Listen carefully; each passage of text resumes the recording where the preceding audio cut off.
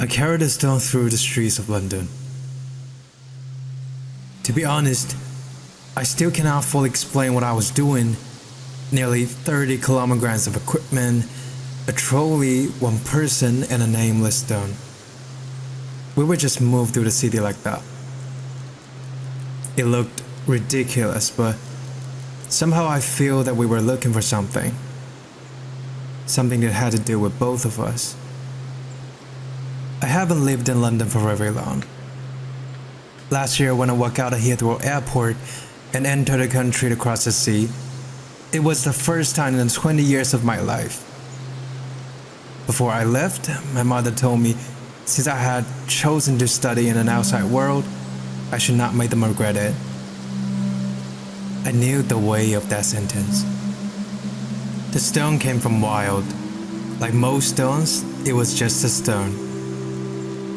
Sometimes I'd even talk to it. I tell it things that might sound strange to the other people. The stone is a good listener, very patient, but it does not seem particularly good at expressing itself. It does not say much. The journey began at my house. That day the sunlight was strong, the wind was long, and the traffic moved quickly, and the air smelled of grass, old leaves, and petrol. The first place we arrived was a market. I like noisy, ordinary corners like this.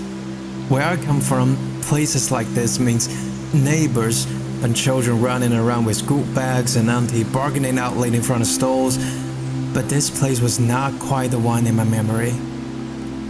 The languages, the massive music, and the people from different places were all packed into one street. It felt familiar and unfamiliar at the same time. I tried to find something in that resonates with me, but everything quickly returned to noise. I feel that what I was looking for was not here. A stone from Wire will probably feel the same. So we continue east. The road gradually filled with cars. The traffic passes us as waves, like river running over stones. Only this time, the river was full of industrial creatures. Where were they going? I asked the stone. The stone did not seem to know either. It said nothing. An awkward silence filled between us. People in London walk very fast. The stone and I walked very slowly. At the crossing, people passed, separated, and disappeared almost immediately. Everyone seems to know where to go. The stone and I, however, was still confused. So we stopped outside the underground station. People rushed through the gates, laughed with their friends, smoked beside a bin. If everyone is the main character in their own film, then which chapter are they in now? And what about me? What about the stone? Which chapter are we in? But I am a student, a foreigner, one stranger among many strangers, and many other things that I still not fully understand. I always feel that I need to do something, to complete something, but it is difficult for me to draw a clear direction sign in my future. Am I like a migrating Simon, being pushed forward without knowing where the destination is? I took a picture of the stone, then I feel that we could leave.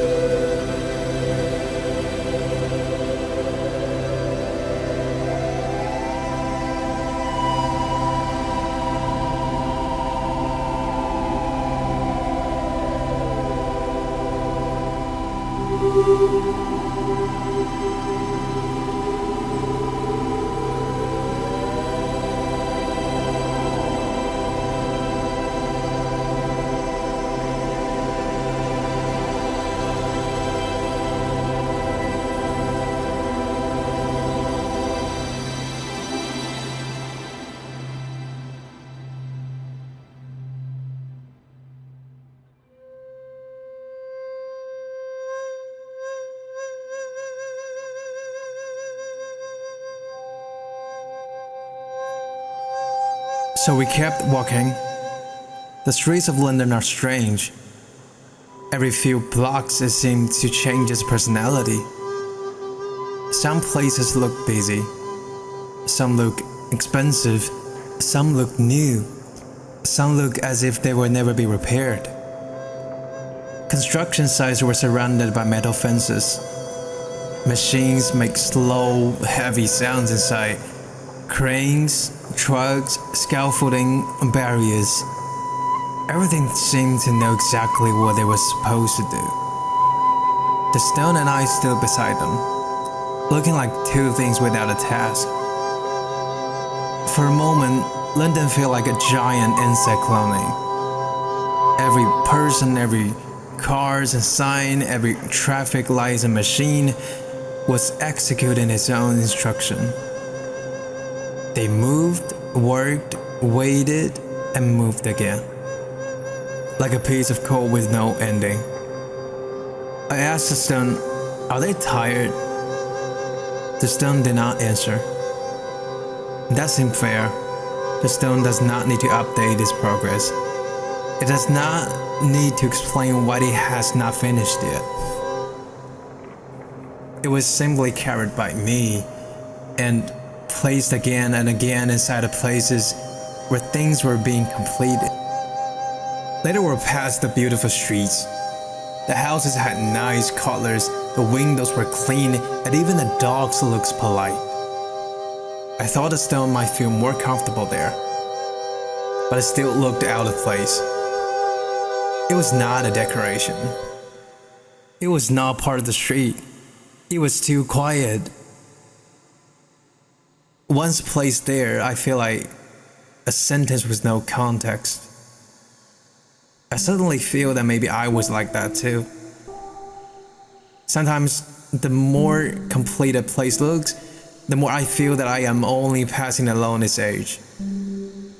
Its life has already been arranged.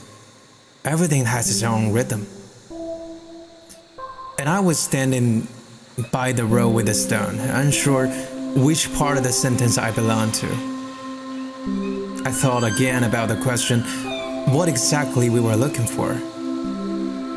Maybe we were looking for a place that suits the stone. So we walked into a park, and strangely, the moment the stone arrived there, it no longer looked so strange. The grass, the soil, the shadows of the trees, the wind, and the sound of the water in the distance did not seem to ask to explain itself. It placed it on the grass and it simply looked like the stone. No one thought it was blocking the way. No one thought it was ridiculous. Even I feel a little lighter. I carried it into the bushes, and we watched someone feeding pigeons. Nearby, children were running around. Farther away, someone was lying in the sun. Someone was walking the dog slowly, and someone was just sitting there doing nothing. I suddenly realized that doing nothing seemed to be allowed here. By the riverside, a train passes over the bridge, and ducks jump from the banks into the water. A small splash at the surface opened into a circle of ripples. They did not care what the stone and I were looking for. And in the end, we did not find the most suitable place for the stone. Each place could only hold for a short while and then return it to me. But that day, we lay on the grass for a long time. The stone and I looked up to the sun. The wind moved across the grass. People's voice came from far away. The city was still running somewhere nearby, like a very heavy machine. And in that moment, I suddenly feel that maybe it doesn't even matter what we're trying to find. Maybe I have been too attached to the idea of finding a result, an answer.